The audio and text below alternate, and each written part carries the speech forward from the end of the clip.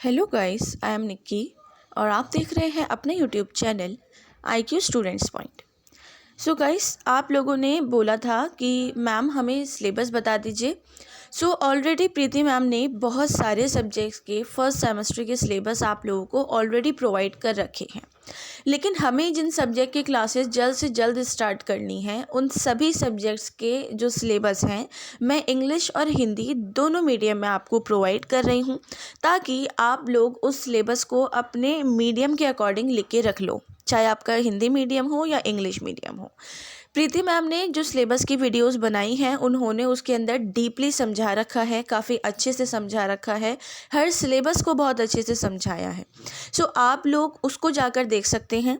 आप लोगों को मैं लिंक जो है डिस्क्रिप्शन में प्रोवाइड कर दूंगी, वहाँ से जाकर आप उसको देख लो, ठीक है। क्योंकि आपके पेपर में अब टाइम बहुत कम है और आप लोग भी यही चाह रहे हो कि मैम जल्द से जल्द क्लासेस स्टार्ट हो जाए तो बेटर रहेगा। तो आज की इस वीडियो में नेशनल एजुकेशन पॉलिसी के अकॉर्डिंग जो सेमेस्टर 1 स्टार्ट हुआ है उसमें BA प्रोग्राम के एंशिएंट सोसाइटी मतलब डिसिप्लिन स्पेसिफिक कोर्स फर्स्ट की जो एंशिएंट सोसाइटी हिस्ट्री है हम उसको देख रहे हैं। उसके सिलेबस को हिंदी और इंग्लिश दोनों मीडियम में देखेंगे और डीपली समझेंगे भी कि इसके अंदर हमें क्या पढ़ना है और हमें क्या बताया गया है।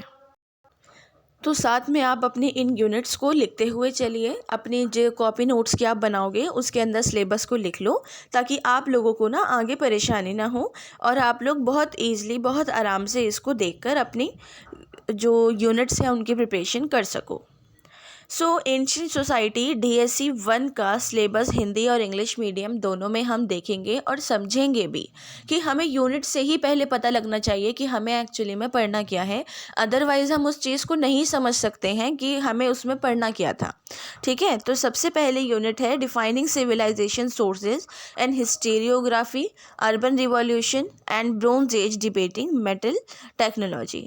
भाई ब्रोंज एज के बारे में बेसिकली इसके अंदर आपको स्टार्टिंग पढ़नी है कि ब्रोंज एज कैसे शुरू हुई, क्या हुआ क्या नहीं हुआ, ठीक है।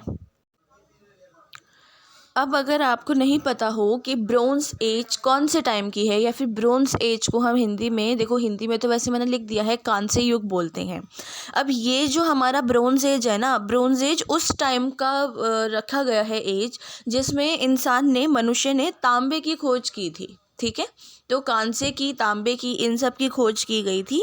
पूरे इतिहास में इस टाइम को लौह युग के नाम से भी जाना जाता है, क्योंकि लोहे की भी जो स्टार्टिंग थी, जो शुरुआत थी या जो खोजा गया था वो इसी काल में खोजा गया था, ठीक है।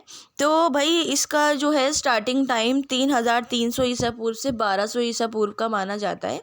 और बाकी जो है हम अपना डीपली जब क्लासेस स्टार्ट करेंगे उसके अंदर और अच्छे से पढ़ लेंगे, ठीक है।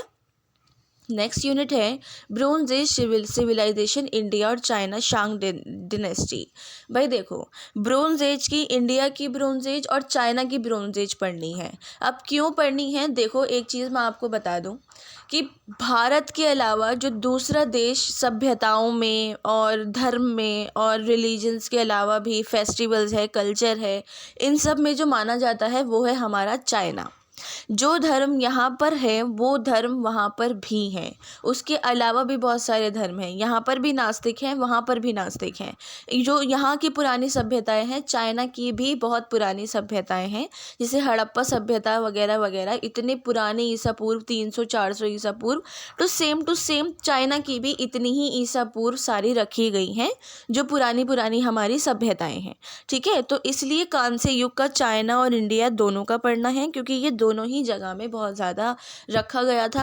और शांग जो हमारा वो था वंश, उस टाइम पे कांस्य युग को उभारा गया था, बताया गया था। तो इस वजह से हमें इसके अंदर शांग जो वंश है उसको पढ़ना है, ठीक है। Unit 3 bronze age civilisation, Mesopotamia, Akkadian period, Egypt old kingdom, ecological context, kingship and state, social pattern and economy, art, religion and culture. देखो, आप लोगों ने सुना होगा, आपने, अगर आप साइंस स्ट्रीम के बच्चे हो, कॉमर्स के हो, जो भी हो, आप लोगों ने ये क्लास 9th और 10th के अंदर पढ़ रखा है कि दुनिया की सबसे पुरानी सभ्यता मेसोपोटामिया है। सबसे पुरानी सभ्यता इजिप्ट की मेसोपोटामिया है। इसके अलावा और कोई पुरानी सभ्यता आज तक खोजी नहीं गई है। उसके बाद की हैं ये इंडिया की हड़प्पा, सिंधु घाटी सभ्यता, लोथल वगैरह, ठीक है, वो सारी। उसके अलावा चाइना की जो और हैं, शांग वंश है, पाल वंश हैं, जो भी सारे वंश थे वो सारे के सारे मेसोपोटामिया के बाद के हैं। तो इसलिए कांस्य युग की जो स्टार्टिंग थी सिविलाइजेशन की, वो मेसोपोटामिया के सुमेरियन और अक्कादियन पीरियड के टाइम पर हो चुकी थी। और इसलिए हमें इसके अंदर मेसोपोटामिया का इसको पढ़ना है, इजिप्ट का ऑड किंगडम पढ़ना है, उसका इकोलॉजिकल कॉन्टेक्स्ट पढ़ना है, उसका राजवंश जो किंगशिप थी उसकी स्टेट कैसी थी, सोशली पैटर्न कैसा था, वहाँ पे इकोनॉमी पैसा कैसा था, वहाँ की आर्ट कैसी थी, वहाँ रिलीजन क्या बोले माने जाते थे, एक्सेप्ट किए जाते थे, और वहाँ का कल्चर क्या था। तो इसके अंदर बेसिक ये वाली चीज़ों को पढ़ना है। इसके अलावा इसके अंदर अगर देखा जाए तो सीधी सीधी मेसोपोटामिया को ही पढ़ना है, ठीक है। मेसोपोटामिया वैसे आप लोगों ने कभी पढ़ा नहीं होगा क्योंकि पढ़ाया नहीं जाता। According to CBSE books Mesopotamia के एग्जाम्पल दिए जाते हैं बट मेसोपोटामिया को पढ़ाया नहीं जाता। लेकिन अब BA में आप मेसोपोटामिया को पढ़ोगे, ठीक है। हिंदी में लिख रखा है, सारी यूनिट्स को मैंने, आप कॉपी कर लो इनको हिंदी में, ओके।